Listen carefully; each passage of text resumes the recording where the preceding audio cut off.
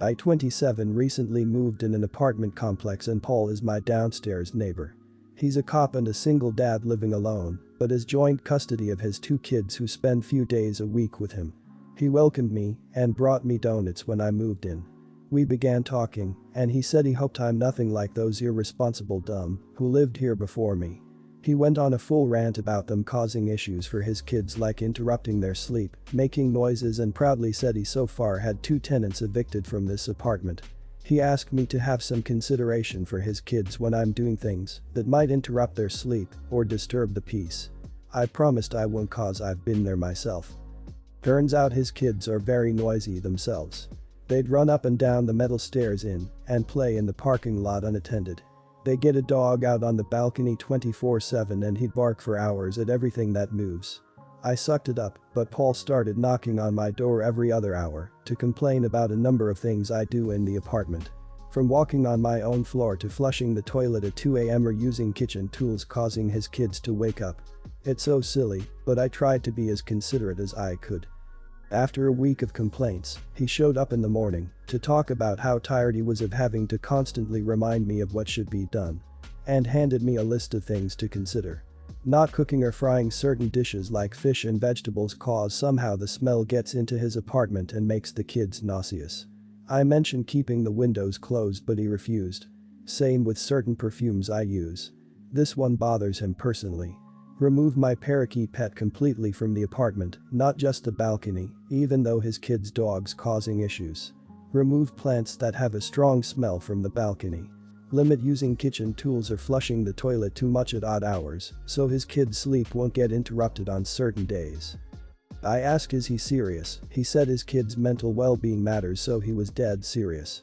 I gave the list back and said, sorry, this is ridiculous. He insisted that I try it out for a week and went on about how negative and inconsiderate I was being. I got mad and tossed the list in the trash can, then said I'd be talking to my landlord over this. I talked to my landlord and Paul returned in the evening and argued with me about how rude I was being towards him and his kids, and said I had zero sympathy for not just refusing to be considerate of his children's routine, but also going to the landlord who said he wanted him to move out once the lease is complete. He said he and the landlord already don't get along, but now I caused him and his children to be moving out next month, although he loves this area and lived here for over a year. Said I could have followed simple steps and saved him trouble but made it worse. I feel awful because Paul is generally a good guy who brings me food and calls me brother sometimes. Paul is not a good guy. He's a bully who has been getting his own unreasonable way for far too long. Even if he was the perfect neighbor, which by your account, he is the opposite, his list of demands was ridiculous. The only way you could have ever made this idiot happy was if you spent every moment of your life slumped in a chair in the middle of the apartment, not breathing. And, even then, I'd bet body parts that he'd find something to complain about. I think that Paul has been an issue for the landlord for a long time, and your warranted complaint was the final straw. Maybe Paul will do the city a favor and buy himself a nice house in the middle of nowhere. Not the a-hole. This guy claims he got 2 tenants evicted in just over a year. Reminds me of the saying, if it's more than 2, it's you. Not the a-hole, and I'm glad the landlord is standing up to him. His demands are beyond unreasonable. Yeah, Paul is a manipulative a-hole who tried to befriend you, only so he could take control of everything you do. He even blamed it on you when it was his own unreasonable behavior that caused the landlord to ask him to leave. Not the a-hole. Lol. Not the a-hole. His demands are ridiculous. You shouldn't have to rearrange your whole life to accommodate him and his kids. Telling you what foods you can't cook. Your perfume. If he has this much trouble living around other people, then apartment living is not for him. I love strawberries. I love them so much that I planted 300 strawberry plants in my garden. After I harvest, I make lots of strawberry jelly to give to my family, friends, and neighbors.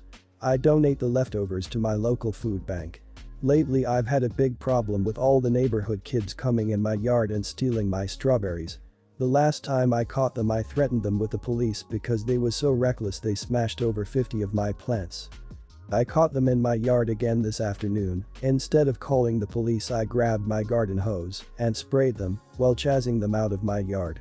I just had a group of angry parents come to my house complaining about my actions. Absolutely none of them was willing to apologize for their children's actions. One parent in particular is threatening to sue me because her son's iPhone 10 was ruined with water.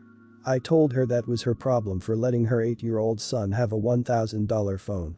Then I threatened to spray them with my hose if they didn't get off of my property. Not the a-hole, but you should probably get some security cameras. Those kids are definitely going to start messing with you and your plants deliberately. Best to buy a cage with a lock if you can to put over your plants. Definitely cameras. And call police every time an incident happens.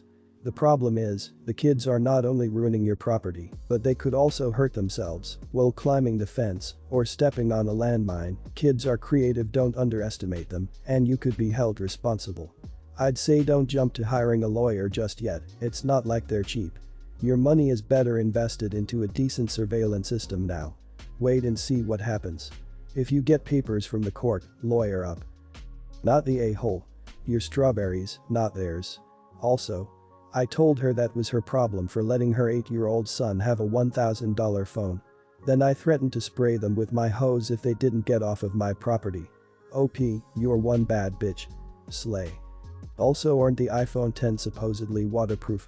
I know arguably they could still get water damaged, but I would think it would be at least durable enough to deal with it being in the pocket, presumably, of a kid who got sprayed with a hose. It is, a spray down with a garden hose wouldn't ruin it unless the kid already damaged the phone or the phone had been serviced by a third-party repair center that didn't replace the seal. Not the a-hole, but I'd argue that you should talk to a lawyer just to be safe. That parent may end up going through with those threats. Many lawyers have free consultations. There have been instances where spraying someone with water has been considered assault, although those instances were not on their own property. Regarding the phone, iPhone 10s are waterproof. That parent is full of crap. Also, put up a chicken wire fence, it'll solve the problem immediately and very cheaply. My husband, 33, and I, 30, are selling our house that we purchased 8 years ago. We currently have it listed for $35,000 more than what we purchased it for due to all the renovations and upgrade we put into it. Everything on the inside is brand new and was done in the last year and a half with special order carpet, furnace, hot water tank and kitchen going in just 2 months ago. The only thing we didn't add to the home was a garage, detached, as we chose to have a large backyard instead, although the electrical work is in place as well as the permit should whoever purchases it decide to build one. We do have 2 parking stalls behind our house, though on our property, not street parking. Our realtor messaged us with a viewing request at 5:36, which we agreed to, so we packed our kids up, as well as our dog, and left. We got back home at 6:30, only to find them still on our house. I apologized and instantly went back outside, while my husband took the kids to the park. Now we are working with a realtor and not selling independently as we don't want to deal with the people viewing our homes personally. While I was outside waiting for them to finish up, this woman and her husband came out to ask me questions, like what the cost for a garage would be. I told them an approximate price, and she starts laughing, asking me how we could list our house so high when they would still have to pay $20,000 or more for a garage. I told her we made the decision to put that kind of money to upgrade the interior of our house, as a garage was never a need for us. She then got annoyed and began saying she wouldn't pay more than $320,000 for our house, which was less than what we purchased it for. I told her I would never agree to that this conversation was over, and that if she had any more questions, then her realtor could reach out to mine. She began arguing with me again, so I snapped and asked why she was wasting everyone's time, as our listing clearly stated there was no garage, but that I would gladly put one in, but would be bumping up my listing by another $30,000. She freaked out and said that it would put our place out of her price range, so I told her not to bother looking at places priced above her means and to get off my property. She left crying because of how rude I was to her, and her husband called me an idiot.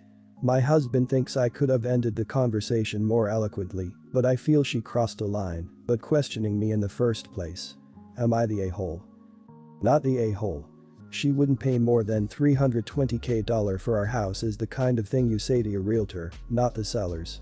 You didn't say anything untruthful or even rude, honestly. Is it sad that she can't afford your house? Oh, not really. She's being ridiculous about it. We've lost 3 houses after offering $30K over asking. It is a seller's market right now. She's in for a rude awakening. I lost 5, and the one I won was $65K over asking with a backup of additional down if it came under appraisal. Every offer was $45K or more over. If I was OP, I'd also tell their realtor about this, cause the other realtor Scholz stepped in and I believe can get into a lot of trouble for this. They stayed in the home for 30 minutes after their window, probably on purpose to ask the owners questions and confront them about the price. I would contact their realtor and inform them how poorly they handled things and request they remove my address from their portfolio. Realtor would likely be pissed to learn they lost a location to make a sale on just because their client acted like a child. Her husband is an a-hole. You chose realtor-based sale for a reason. And it was rude to stay past the allotted time. Not the a-hole. It's a seller market, you will be alright. Buyer on the other hand screwed themselves. What possessed her to be rude and aggressive to the seller, lol. Exactly. In the last few months, one person in my family bought a house and only got it because she and her husband wrote a long letter about their plans to raise their kids there and make it their family home. Another family member sold their condo to a bid lower than others because this family planned to use it to house their sick father as they had another unit in the building. The seller gets to choose. And this woman is not playing the game correctly.